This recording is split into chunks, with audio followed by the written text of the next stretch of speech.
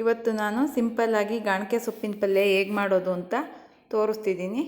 ಇದಕ್ಕೆ ಏನೆಲ್ಲ ಸಾಮಗ್ರಿಗಳು ಬೇಕಪ್ಪ ಅಂತಂದರೆ ಗಾಣಕೆ ಸೊಪ್ಪು ಸ್ವಲ್ಪ, ಈರುಳ್ಳಿ ಸ್ವಲ್ಪ, ಮೊಟ್ಟೆ ಒಂದು 4ರಿಂದ 5, ಕೊತ್ತಂಬರಿ ಸೊಪ್ಪು ಸ್ವಲ್ಪ, ಎಣ್ಣೆ ಸ್ವಲ್ಪ, ಮಟನ್ ಮಸಾಲ ಪುಡಿ ಸ್ವಲ್ಪ, ಮೆಣಸಿನ್ಕಾಯಿ ಪುಡಿ ಸ್ವಲ್ಪ, ರುಚಿಗೆ ತಕ್ಕಷ್ಟು ಉಪ್ಪು.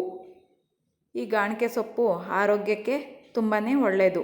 ಇದರಿಂದ ಪಲ್ಯ ಮಾಡೋದ್ರಿಂದ ತುಂಬಾ ಆರೋಗ್ಯದ ಬೆನಿಫಿಟ್ಸ್ ಸಿಗ್ತವೆ ಅಂತಲೇ ಹೇಳ್ತೀನಿ. ಹೇಗೆ ಮಾಡೋದು ಅಂತ ನೋಡೋಣ ಬನ್ನಿ ಫ್ರೆಂಡ್ಸ್. ಇದಕ್ಕೆ ಒಂದು ಪಾತ್ರೆಗೆ ಸ್ವಲ್ಪ ಎಣ್ಣೆ ಹಾಕ್ಕೊಂಡು ಅದು ಕಾದ ನಂತರ ಅದಕ್ಕೆ ನಾವು ಸಣ್ಣದಾಗಿ ಕಟ್ ಮಾಡ್ಕೊಂಡು ಇಟ್ಕೊಂಡಿರ್ತೀವಲ್ಲ ಈರುಳ್ಳಿ, ಅದನ್ನು ಹಾಕ್ಕೊಂಡು ಚೆನ್ನಾಗಿ ಫ್ರೈ ಮಾಡ್ಕೊಳ್ಬೇಕು. ಈ ಈರುಳ್ಳಿದು ಹಸಿ ವಾಸನೆ ಹೋಗೋವರೆಗೂ ಮತ್ತು ಕಲರ್ ಚೇಂಜ್ ಆಗೋವರೆಗೂ ತುಂಬ ಚೆನ್ನಾಗಿ ಫ್ರೈ ಮಾಡ್ಕೊಳ್ಬೇಕು. ಆಗ ಗಾಣಕೆ ಸೊಪ್ಪಿನ ಪಲ್ಯ ತುಂಬಾ ಚೆನ್ನಾಗಿ ಆಗುತ್ತೆ ಅಂತಲೇ ಹೇಳ್ತೀನಿ. ನೋಡ್ತಿರ್ಬೋದು ಇಲ್ಲಿ ನೀವು ಈ ರೀತಿ ಕಲರು ಚೇಂಜ್ ಆಗಿ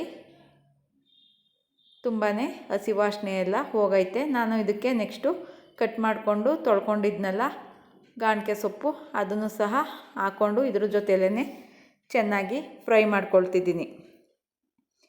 ಗಾಣಕೆ ಸೊಪ್ಪು ಒಂದು ಸ್ವಲ್ಪ ಕಹಿ ಇರುತ್ತಲ್ವ, ಅದಕ್ಕೆ ಎಣ್ಣೆ ಜೊತೆಯಲ್ಲಿ ಚೆನ್ನಾಗಿ ಫ್ರೈ ಮಾಡ್ಕೊಳ್ಬೇಕು. ನೆಕ್ಸ್ಟು ನಾನು ಇದಕ್ಕೆ ಸ್ವಲ್ಪ ಮಟನ್ ಮಸಾಲ ಪುಡಿನ ಹಾಕ್ಕೊಳ್ತಿದ್ದೀನಿ.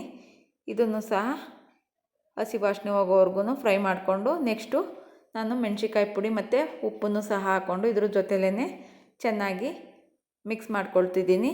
ನೆಕ್ಸ್ಟು ನಾನು ಇಲ್ಲಿ ಕಟ್ ಮಾಡ್ಕೊಂಡಿರೋ ಕೊತ್ತಂಬರಿ ಸೊಪ್ಪು ಸಹ ಹಾಕ್ಕೊಂಡು ಇದನ್ನು ಸಹ ಅದ್ರ ಜೊತೆಲೇ ಫ್ರೈ ಮಾಡ್ಕೊಳ್ತಿದ್ದೀನಿ. ನೆಕ್ಸ್ಟು ನಾನು ಆಲ್ರೆಡಿ ಮೊಟ್ಟೆನ ಒಡೆದು ಒಂದು ಬೌಲಲ್ಲಿ ಹಾಕಿ ಎತ್ತಿಟ್ಕೊಂಡಿದ್ದೆ, ಅದನ್ನು ಸಹ ಇದ್ರ ಜೊತೆಲೇ ಹಾಕಿ ಚೆನ್ನಾಗಿ ಫ್ರೈ ಮಾಡ್ಕೊಳ್ತಿದ್ದೀನಿ.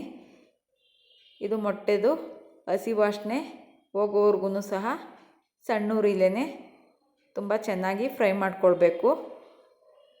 ನೋಡ್ತಿರ್ಬೋದು ಸ್ವಲ್ಪ ಫ್ರೈ ಆಗೈತೆ, ಇನ್ನೂ ಸ್ವಲ್ಪ ಆಗಬೇಕು. ಈಗ ಕೈ ಆಡ್ದಂತಾನೆ ಈ ರೀತಿ ಫ್ರೈ ಮಾಡಿಕೊಂಡ್ರೆ ಗಾಣಕೆ ಸೊಪ್ಪಿನ ಮೊಟ್ಟೆ ಪಲ್ಯ ರೆಡಿ. ಇದು ಚಪಾತಿ ಜೊತೆ ಮತ್ತು ರೊಟ್ಟಿ ಎಲ್ಲದಕ್ಕೂ ತುಂಬಾ ಚೆನ್ನಾಗಿರುತ್ತೆ. ನೀವು ಸಹ ಒಂದು ಸಲ ಟ್ರೈ ಮಾಡಿ. Thank you for watching.